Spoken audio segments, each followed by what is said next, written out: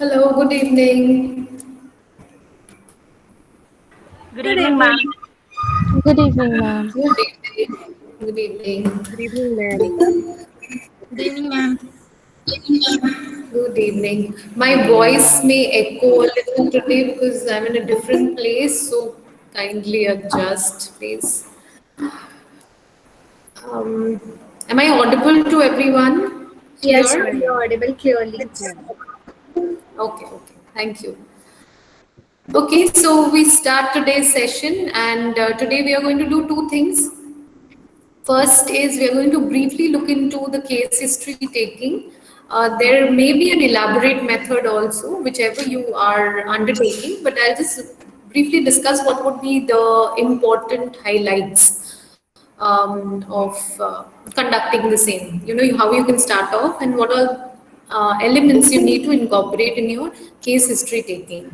That would be one, and we'll be also looking into one activity. It will be more like a role play activity, which of course we cannot do it online, but I'll be demonstrating how you can go ahead with children. And this activity is more like for all age groups, even from the youngest ones, 5 years onwards, you can do this activity. So it's like a good way to start off, and it will be fun for children to engage in. Okay, Roshmeja, next slide, please. The activity is called Knights and Dragons. There will be improvisations as well. You can, tweak around the title, and it's kind of a role play and fun activity for the child. So let's get started with the brief outline of case history. What all elements you need to incorporate in your note taking, or how much you need to know about a child when they're coming to you. Next slide, Roshmija. Okay, the basic, let's start with the basics. You can have a serial number for each child. I'm pretty sure you have your own way of filing up or recording data, but this is the easiest way I feel. You can have a template with you. You can, print those out and keep it ready, or you can write it each time whenever they are coming to you. I will send you a very brief one page template for first time meetings with teachers and parents for children. Both are okay for school counseling as well as your private practice. So these are a few things which you need to look into first and need certain information. The first one, of course, it's the name of the child, the age, the grade the child is studying in, school, male, female, and then we come to the family type. Now, family type, you need to understand whether it's nuclear, whether it's a big family, all the cousins are also staying with the child, or is it only the grandparents and the parents who are staying? Three general types of family we come across. It's a big family where all the family members, brothers, sisters, uncles, aunts, everyone is together in one house. The second type is mother, father, child, or the children, as well as the grandparents are staying. And the third type is just the mother, father, and the child. Okay, so this is the family setup, Indian family setup, if we have to go through. Now, why we need to look into the family type? Because there are many instances where children pick up wrong behavior from their siblings or from their cousins. There can be a lot of conflict between family members which they are exposed to. So, knowing which family type they have, you can always further interrogate or investigate as to what's actually going on in their house. Okay, later on if it's required. Now, moving to the members part, members, of course, would be the parents, father, mother, the sibling, the grandparents, and if anyone else is living with them or not. So, mention the names, mention kind of work status of the parents as well, whether the father is into business or practice or into some job, even for the case of the mother. So you know exactly how much time they are spending with the child. If possible, write down their timings, what kind of job roles they are into. Okay, subtly try to find out what they are into and how much time they are generally spending with the child. Very important information. Next slide.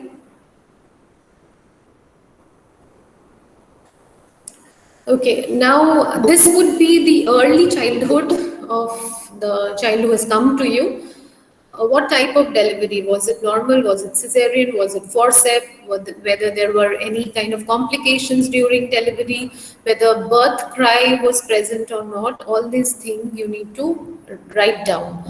Why is it important? Because there can be chances that during birth certain complications takes place. Certain developmental delays may take place if there are any complications. So that can be one of the important information in your counseling sessions. Then you have the developmental milestones. Now, developmental milestones maybe on time or maybe delayed or maybe faster. Even in case of gifted children, this will be required if it's faster. Whether they reach the milestone before time or not, whether they have certain traits of giftedness. These will be important cues into your session. Many times, even gifted children come with problems of concentration and not doing well in class. Okay, so it gets overlooked. Maybe they have high IQ for which they get drawn towards certain activities which may not be comfortable for the parents to accept. I had a child who used to come, he had extreme high IQ.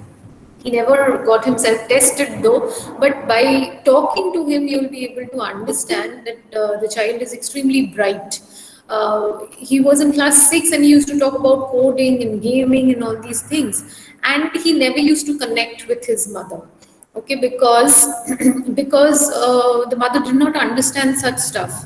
So what he did was engaged with another child online through video gaming, and he got addicted to video games. Rather than channelizing his intelligence into something fruitful or concrete or something constructive, he went into the wrong direction. So understanding the developmental milestones extremely important. Okay, if it's on time, more or less on time, it's okay with a grace period of maybe a few months. But if it's way above or way below, then we have to look into whether there are any physiological issues with the child or not. Okay, so through the parental interview, you'll be able to find out this. And you have to go by what they are saying. There's nothing much you can do about it. Okay, next we are coming to the major life events. Even through parents, also, when you're talking to the child, you can subtly ask through the activities, through play, through certain sessions, like whether they remember certain incidents which may be very frightening or maybe very challenging or something which they remember. So, major life events can work both together with the parents and with the child. Even if the child has been in a school for a pretty long period of time, you can go back, trace back whichever teacher he or she has been with, and try to understand, figure out like how the child has been all throughout. There must be a track record, or teachers do remember their children very well. So you can always go and check back if you, in case, get some, good information about the child. Next is the earliest childhood memory, what the parents remember. And again, as I said, if you can talk to the child also, what he or she remembers, the earliest memory, what they remember. This is just for a knowledge as to till what age they are able to go back and retrieve information. Okay. Then comes the neurotic symptoms, whether there has been any kind of fits, seizures, any kind of illnesses in the child, any kind of remarkable changes in the physiological symptoms of the child. Then next is childhood habits. What were the childhood habits which the child had? And still, if they are carrying out certain habits which are not actually appreciated. Okay, it may be bedwetting, it may be sleepwalking, it may be something related to all these areas. Then the next is sources of irritation. What had been the major sources of irritation as young children? till 5 years of age. So what were the sources of irritation and sources of fear? So all this data will actually lead you to understand the child in a better way. And if you look into the entire, list of things which you have written down, you'll be able to frame a kind of a sequence in the child. You'll be able to get a holistic viewpoint as to what may have gone wrong within the first 5 years of the child's childhood. That may give you important cues as to how you would carry on with the sessions. Next slide, Rashmita. Okay, this is a pretty, concise and very quick way of understanding the emotional bonding between the parents' perception about the child and the child's perception about the parents or others around them. So what you may do is maybe after the first session, or if you're comfortable, if you have built a rapport with even the parents, what you can do is present them with this rating scale. You can have a printed paper or you can just write it down, but I feel printed paper would be much more professional. So you hand them over and tell them that how would you relate your child relating to you, how do they feel about you, what is your relationship between you and your children. So what do you perceive how your child, relates to you? Maybe for the father, the parent says that, yeah, my child relates to me maybe on a scale of 1 to 5. You can also extend it to 1 to 10 if you want to, but 1 to 5 is a much more better way of dealing with it. 1 being the least and 5 being the most bonded. Okay, so maybe the father says that my child is very much bonded with me, it's a 4.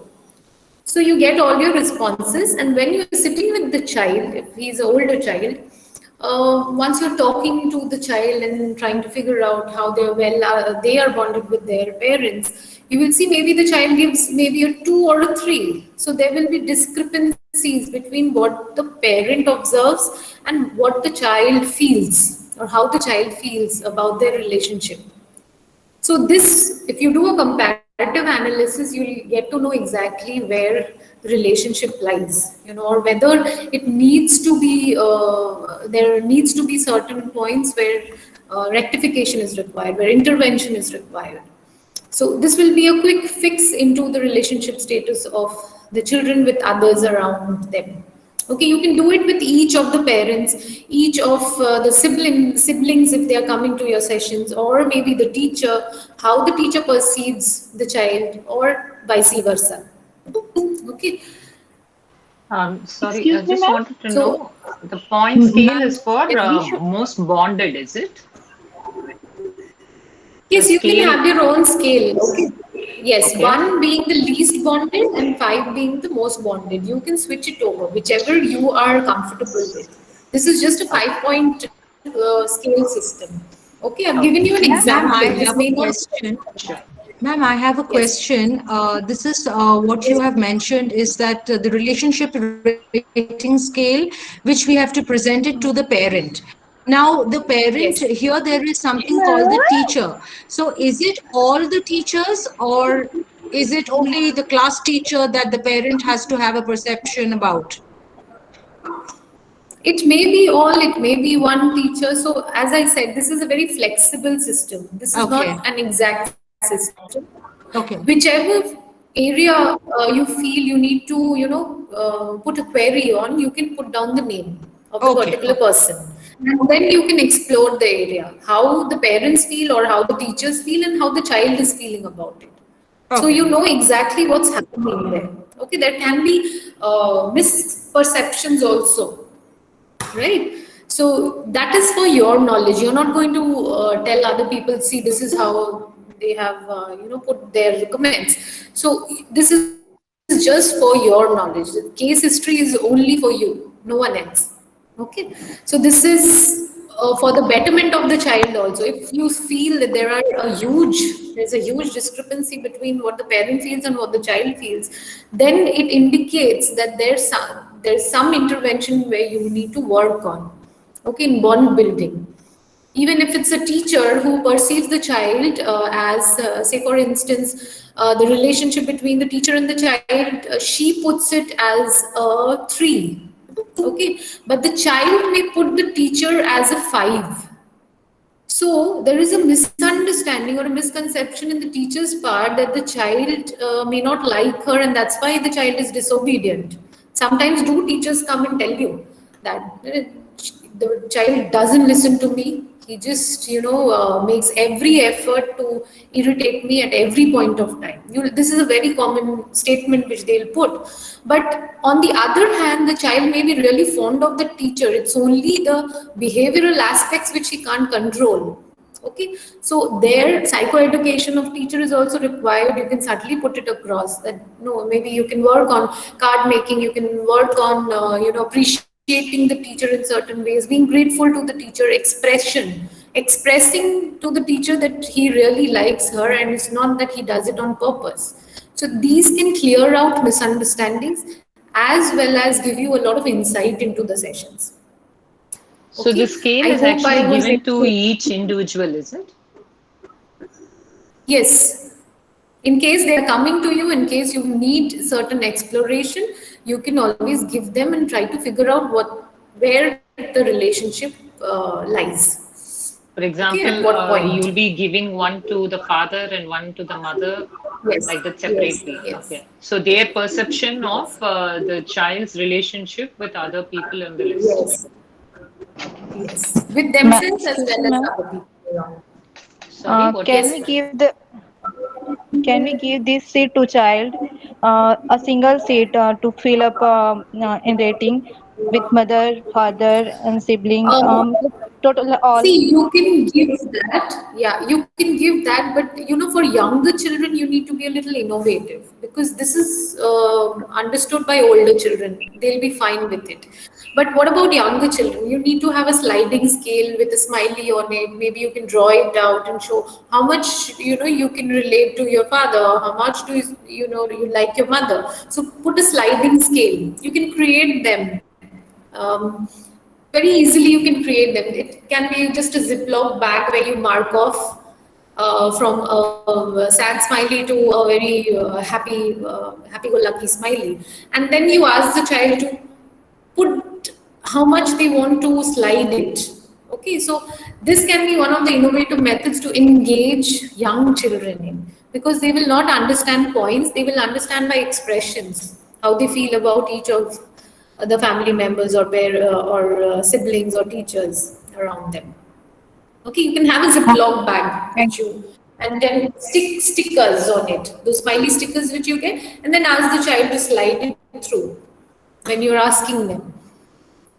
But again, it would be your area of expertise, how you would engage the child in revealing how they feel. So make the child comfortable. Maybe you can have, okay, let's see, what do you feel about this flower? How much do you like the flower? So they start off sliding the scale. How much do you like this?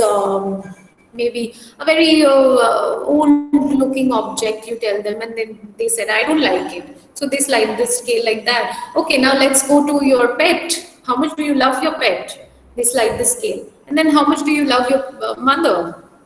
Making them first comfortable and then moving on to the more complex relationships. Okay, so a little bit of your own skills will be required here, how innovative you can get with things. Maybe and this finger encourage. puppets also we can use, no, Dr. Riya? Yes, Finger puppets. absolutely. Puppets are a great way of connecting. Puppets can be used here as ways of expressing how much they are, bonded with each of the members. But this would be very useful for you to understand the dynamics, okay, relationship dynamics with the children and the other people. Okay, moving ahead, Roshmija, next slide. Okay, now coming to the main session, when you're meeting maybe the parents for the first time with all the concerns in their mind, what can you write? First of all, you can segregate the concern areas into 4 to 5 sections for your own convenience, for your own documentation. So the first thing can be, the most common one is academic, next is behavioral, there can be emotional problems, relationship problems, as well as the other uncategorized areas where there are certain psychological issues with the children coming to you. Next is, once you write the broad category, you go into the more finer categories, like the chief concern areas. Whatever the parent tells you, write it down word to word. It would be more like a note-taking thing, where you write down whatever the parents verbalized about the child right in front of them, especially if you're in a school setting. Okay, and then whatever discussions you have, you write MOM, minutes of the meeting, as we say. Write in very short, crisp language what you discussed and what have you recommended them. What all strategies have you recommended to start off, from the parent side, and what would be your brief plan of action, like when you will call the child, how you plan to move ahead with, and what would be the next follow-up update. With this, you need to sign and the parent also need to sign. Please get signed documents. It's extremely important to keep signed documents so that they can't come and tell you the other day, no, you didn't tell me this. After you write down all the MOM, give it to them, let them check, then sign. Put the date as well.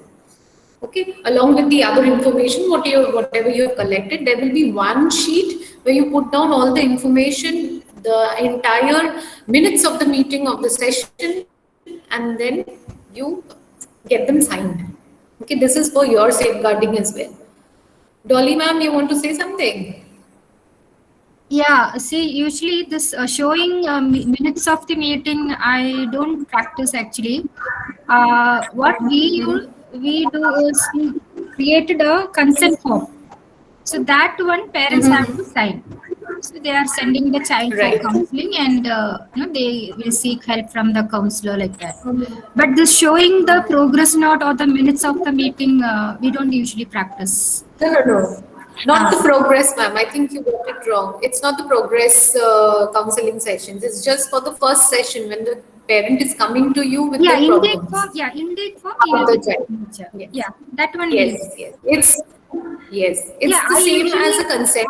see whatever the points you mentioned here. I use the similar kind. Only thing is this relationship scale. I don't use it in the intake form. All other categories. Okay. Yeah. So this is only for the first meeting or whenever the parent is coming with a feedback. It's important that you document it. It is important if you're in a school setting, because then again, if your authorities ask for it, you'll be able to readily show them that yes, this is the progress of the child, because they will keep on asking you. And I They have a will, doubt here. no matter. I have a question here. And how long we need to keep Yes. the document, keep the case file? Yes, how long? It's a big Yeah, question because- mark, because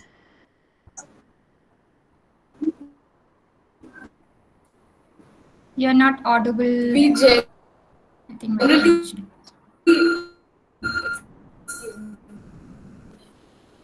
keep it till the time the child.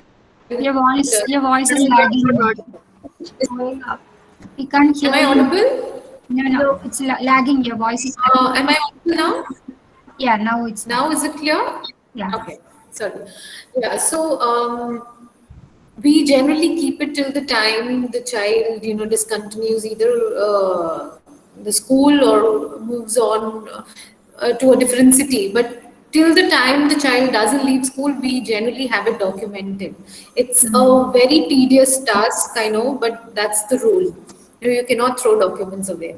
So The what best I thing heard is you from can a counselors group, they usually keep for 3 years. So after that, they destroy the files. That's what they said. But then again, ma'am, here the challenge is whenever you are, when a child resolves the issue and goes into teenage or adolescence phase, things might surface again. Yeah, that's the. So that time you'll be in big trouble. So we cannot, generally we don't destroy the documents. We generally don't. The easiest way to do documentation would be, at least now these days, it would be possible. Once you know that the child is not coming to you anymore, you can have someone help you out with this task also. You can click pictures, make it into a PDF and keep it in your drive. Yeah. You can discard the physical document, but it's extremely important to keep all the soft copies in place because there might be resurfacing, especially of very serious problem areas, learning problems and behavioral issues where the child has been extremely aggressive. It might have been resolved, but then chances are it might resurface when they're growing up, and there's a switch.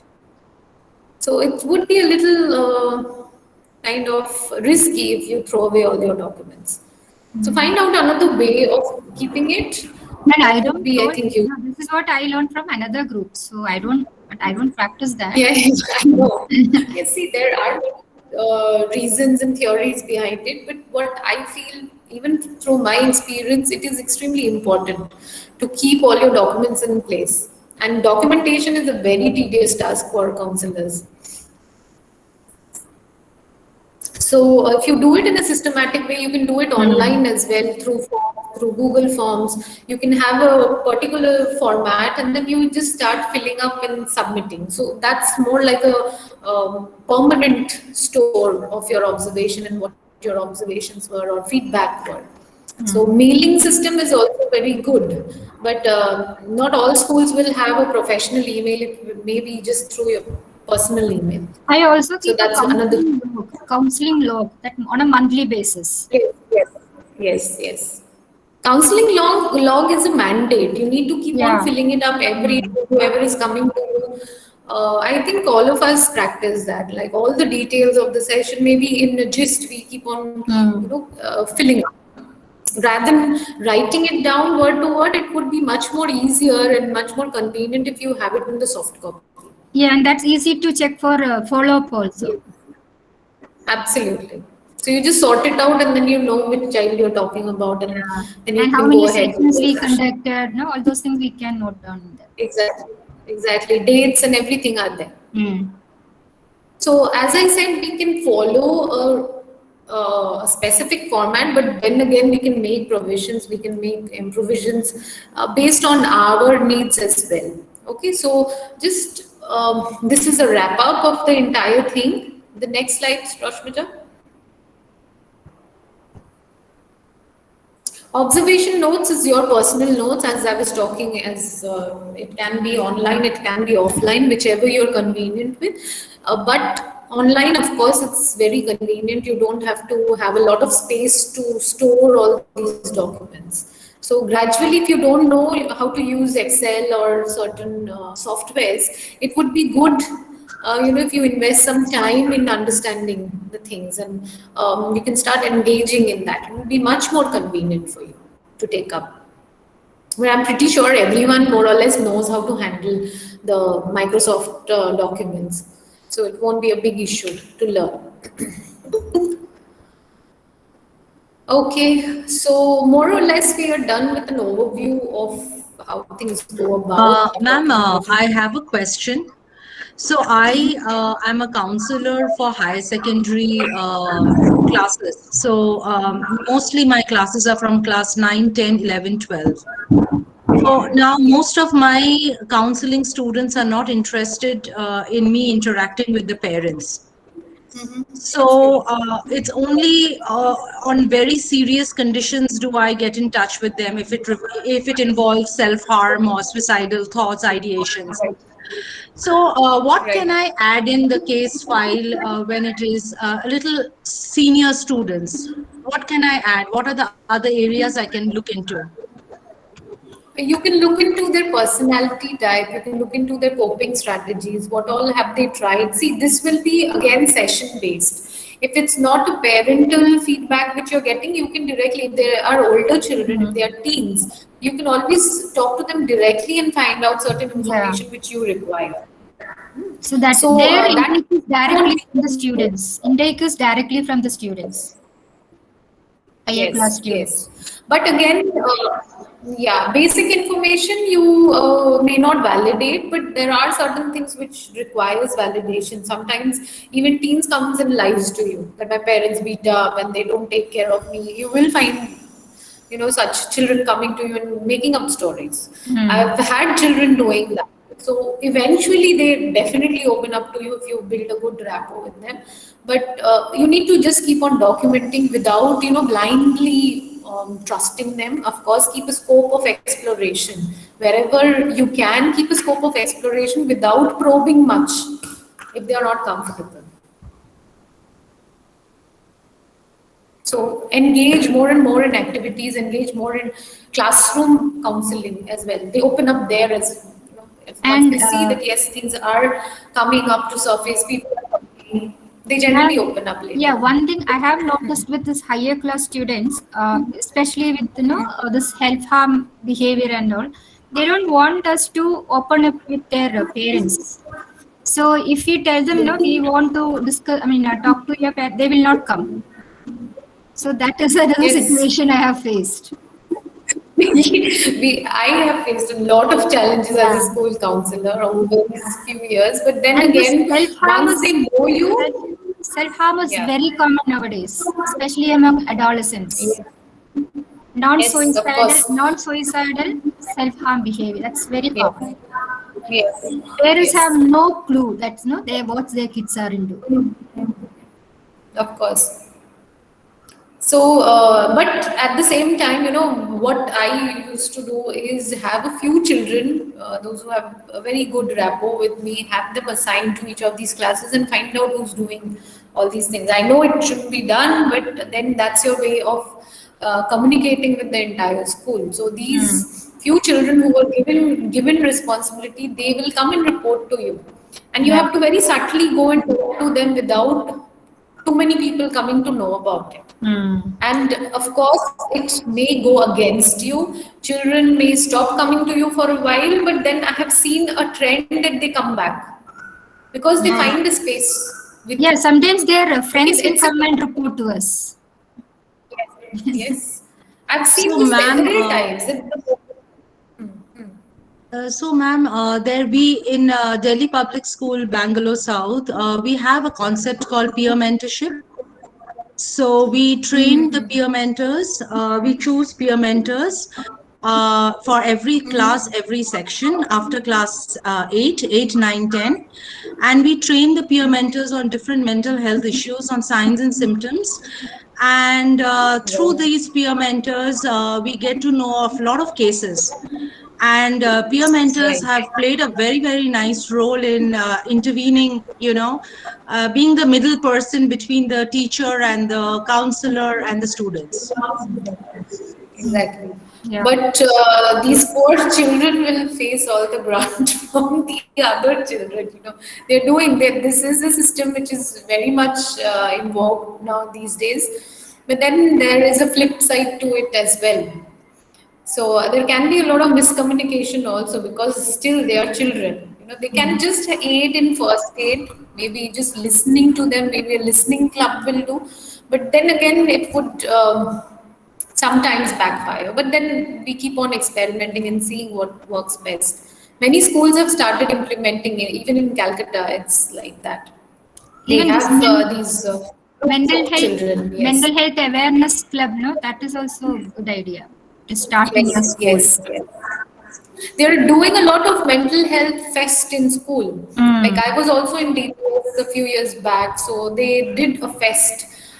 Many of the schools in Calcutta were participating in this and that. It was nice. Like people are actually coming up with these ideas, and it's really working out also. Yeah. Because initially it was like even parents were very alarmed by all these things, but now I see a gradual trend in their perception. You'll find different sets of parents coming to you, even if you're Yeah. practicing alone, different kinds of parents. And I'm really amazed by the variance they have.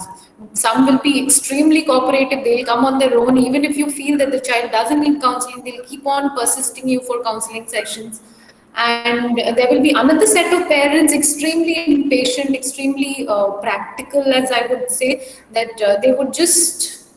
they are open in counseling sessions, but they have this no nonsense characteristics where you have to solve the problem in the first session itself. They'll have that attitude. So you will be in a big kind of a confusion loop, but then we all have to manage our stressors. So it's also about people management, which you need to, take up as a school counselor, because you're interacting with so many people day in and day out.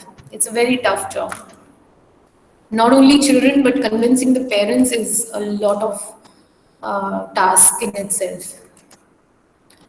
Yeah, I have a question related to this trauma intervention. So, in a school Yes. setting, is it possible to, especially with children who have some trauma experience, can be anything, abuse or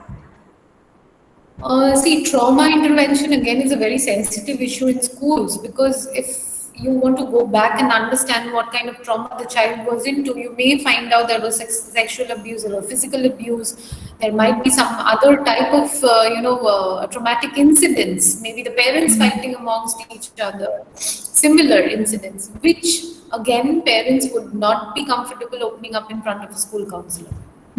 Okay, so it would be a suggestion, whichever way you can help the child build the self-esteem, because the self-esteem goes way below for the children who have faced trauma. Yes, storytelling will be a great way. We'll be engaging in this in a short while. So that will help the child develop self-esteem. But regarding the trauma, it would be good if the parents are not cooperative. It would be good if you can suggest them some external counseling. We often go wrong because we take it as a personal attack. I've learned throughout these years that it's not a personal attack. Some things, it's not under your control. Being a school counselor, you'll have various limitations. yeah, So it and is always best. You can't recommend externally, but keep the trauma, this talk therapy is not very effective. That's what I understood. The calming down the nervous system, somatic experiencing, those modalities are effective for trauma-related issues. That is my right. Right. It's more in depth. There needs to be a more deeper level intervention there, which in a school setting you'll not be able to engage. It will be more of sporadic sessions. So that wouldn't be good for the child and not for you.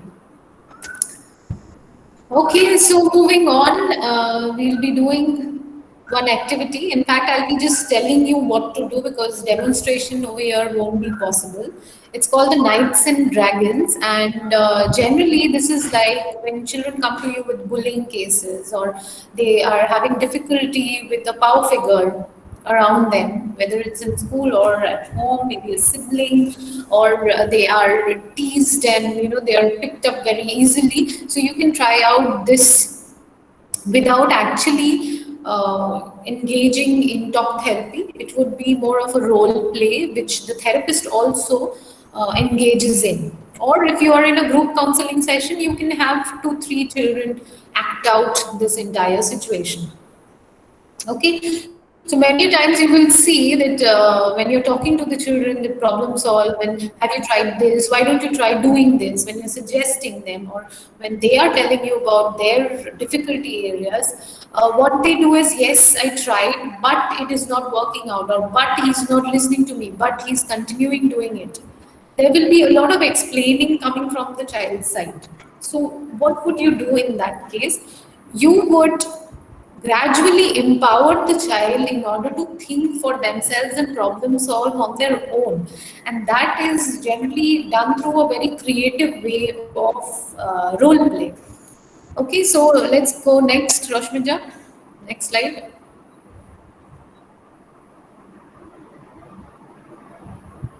Through this activity, as I said, you'll be empowering the child, to know what they can do or what they are capable of without actually themselves being very big or strong.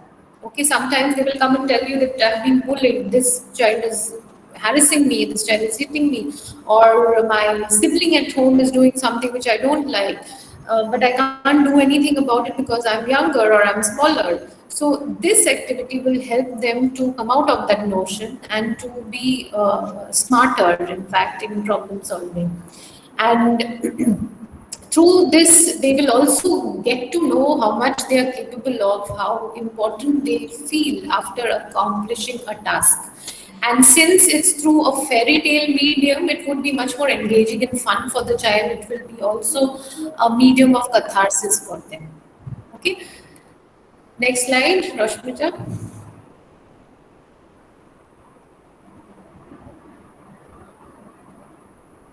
So these are the set of instructions, and this role play, you may make it very realistic. Like you can have your props ready, you can have cardboard props, or certain, if you cannot make bigger ones, you can transfer this entire session onto sand play. Okay, so it's kind of flexible, but the basic instruction, what you need to give the child is that we are both brave knights. You have been sent on an important mission by the king. So this is the storyline which I'm reading out. We must venture into a deep, dark forest where we might meet dragons or monsters or have to overcome dangerous obstacles. We must rescue the princess. We get to give each other certain objects to help us. You give me what you think might help, and I give you what I think might help you. We get three things each. Now we are allowed to trade with each other or borrow from each other. Then we make up the monsters or obstacles for each other to overcome. So let's see how we overcome these obstacles. Okay. Repeat if required. If the child can't understand, you can break them down into rules and explain it to the child what you meant. So you have this entire situation created. This is an ideal situation which you can work on, but you can also modify as per the needs. If it's a girl, you can always have maybe something like the Goldilocks story or any other story which you have come across. There may not be monsters, but something which you want to save. Maybe the beautiful flowers in the garden is, it's getting dried up. So let's see how we can save them. Okay, or someone is stealing some vegetables from the vegetable garden of this particular fairy. So let's see who can help them or how we can help them, how we can investigate. So these are situations which can be very creative. You can pre-plan, write them down and keep it with you as story cards. Yes, Frozen Sisters also. So whichever fairy tale you want to incorporate, you can. It may be something which you have made up also. So you can use your imagination. Write it down as story cards and keep it with you for your reference. So whenever a particular child comes to you, a boy can very well go with this. If it's a girl, you can have something else. Okay, so Hansel and Gretel story sequence, you can have that. So create this, recreate this in your mind, in the child's mind, and make them excited to work on this. You can have costumes if you have a proper play therapy room, a proper play therapy setup. You can keep a few costumes, few hats, a wand, wings, fake sword, okay, stones, pebbles, different ideas can be kept around the child, and you can start incorporating and let it be very impromptu. Nothing planned that I'm going to give the child this. Whatever the problem area is or whatever the focus is, you can work around that. Okay, say for instance, if the child gives you, or if you give the child an iron monster, so you can give also a helpful factor would be some oil lamp, so that without harming the monster, the child can drop some oil, as if the child has dropped some oil, and the monster slipped and fell, and he couldn't get up to catch him. Okay, these are metaphors which you can use in your stories without hurting the monster deliberately. What all other things can be done in order to escape that situation. Okay, so this entire act, when you're doing it with the child, they learn how to problem solve.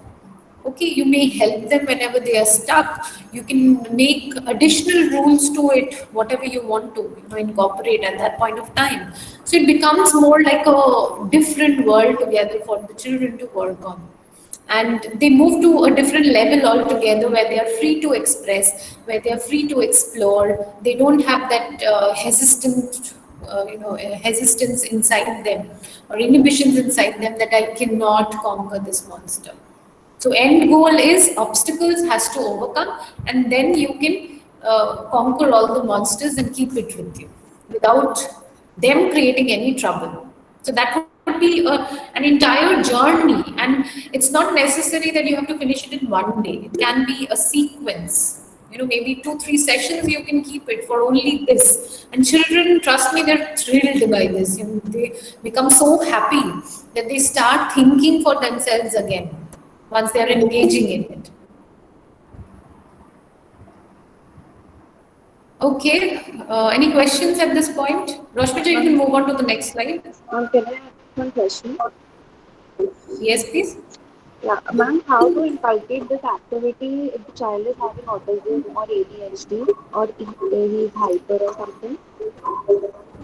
See, it cannot be specifically said that only ADHD children you do this or do that. But what are the problem areas? For hyperactive children, they need to move around a lot. So you can have certain challenges like hop 10 steps and then sit for 5 minutes in order to unlock the treasure. You can make your own rules.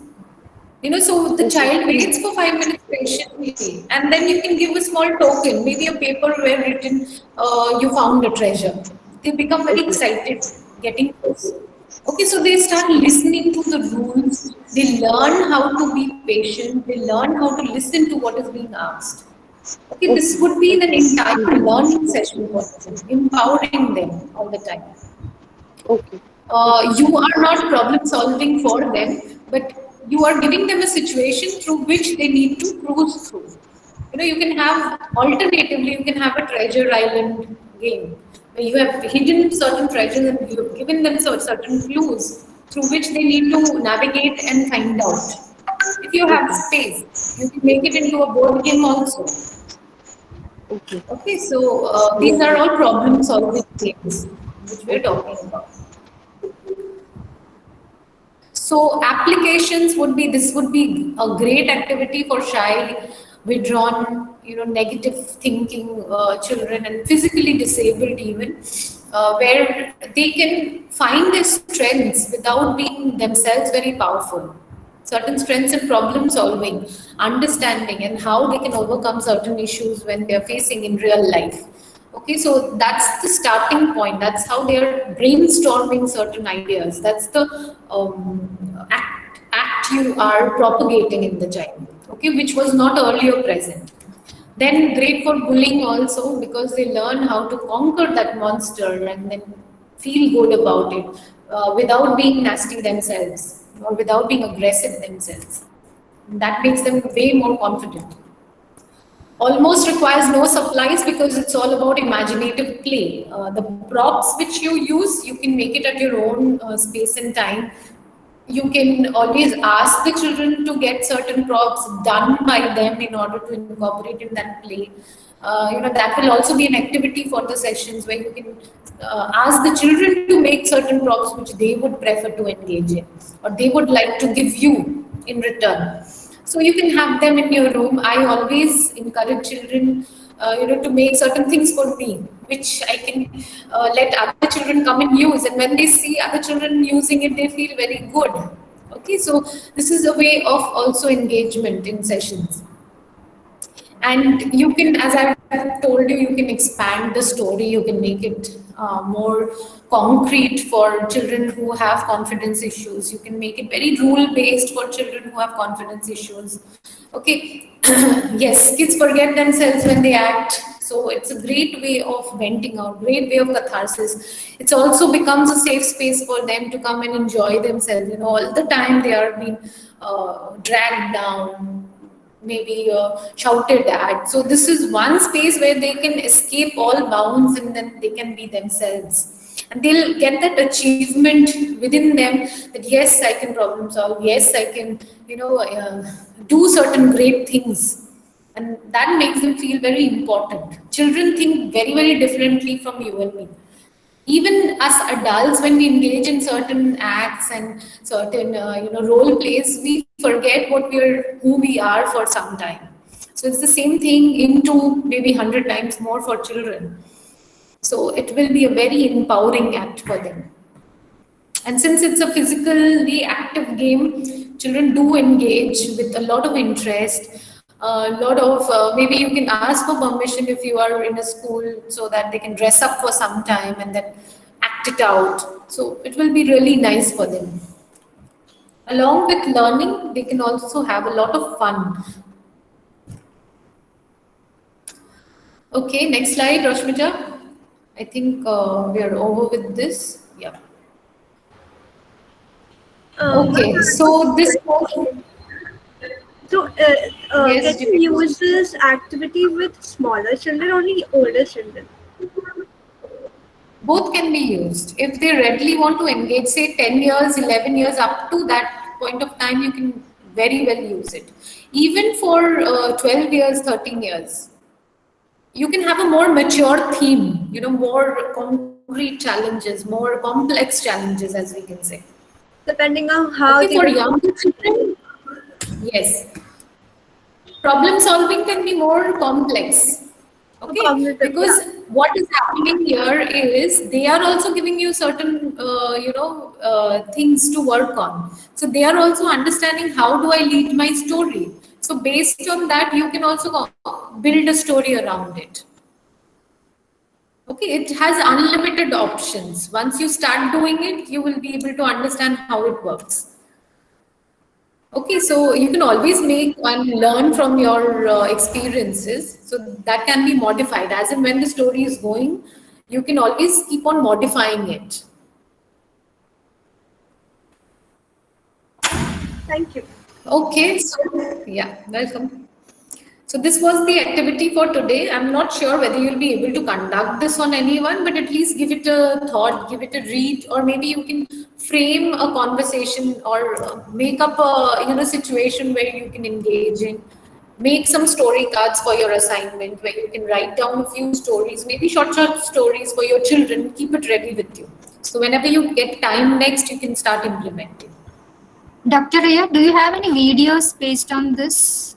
Any short videos? So I have to look for it, but since we are not allowed to take pictures or videos of children, so I don't have any documents as such of that. But if I come across, I will surely send it across. I'll keep that in mind. Dr. Ria, can we use this for grief counseling also?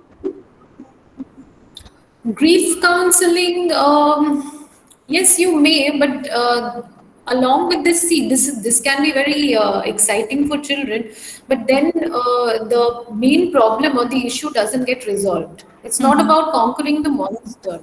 And it is not about some aggression theme, or it's not about something which has been, bothering them in that way that it causes trouble to them adjusting in the environment. Grief counseling is more of the personal level.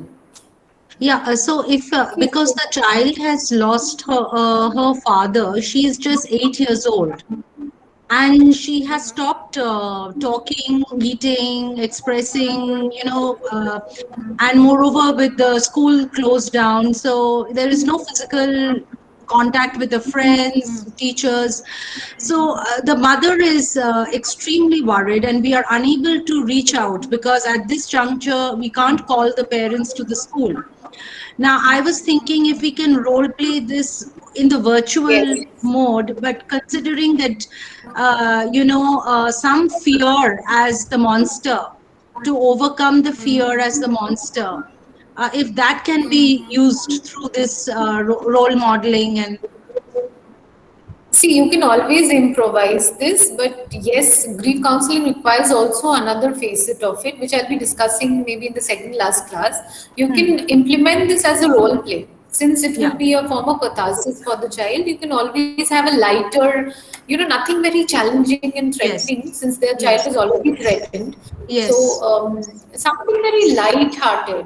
Maybe some hints of fairy tales where maybe very simple fairy tales you can have. Certain stories which you can enact and find out. I think there is some storybooks are available for grief counseling for children. I forgot the name of the book. There are books. So you can start with reading a story. So Yes, that is the best way to connect with the child. Thank you so much. Yeah, thank you so much, Dr. Ria. Thanks, Dolly. Thank you. Jolly, ma'am, thank you. Welcome, ma'am. Okay, so we end our session today here. Tomorrow we'll be meeting again at 4. And if you have any questions regarding this activity, start contemplating on this and then we'll take it up tomorrow in that case. Okay, thank you so much. Take care, Thank you. everyone. Thank you. Thank you. Thank you, ma'am. We'll get this PPT on the website by the end of the day. Thank you. Bye. Thank you, ma'am.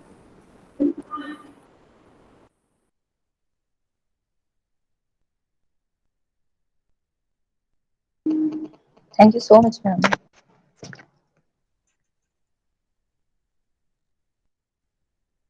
Thank you, ma'am.